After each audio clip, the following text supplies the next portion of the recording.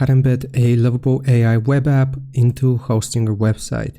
First, you want to open up Lovable, then click on all projects and select the app which you want to embed into your hosting your website.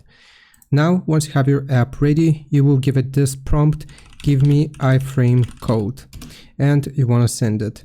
This is going to generate the code for you, and while we wait, you want to click on Hostinger, then find your website, and for your Hostinger website, you will click on WordPress admin. Once you select WordPress admin here, we are just going to let it load. In the meantime, I'm going to check on my code.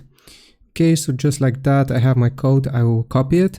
And now once you have your Hostinger open here, we are gonna go to the site and add a post. So right here, we're just gonna click on add post on Hostinger. Then we need to click on the plus sign to add a block, and you wanna search for embed. Once you click on embed, you can paste, or rather, sorry, you need to add an HTML. So I will just delete this.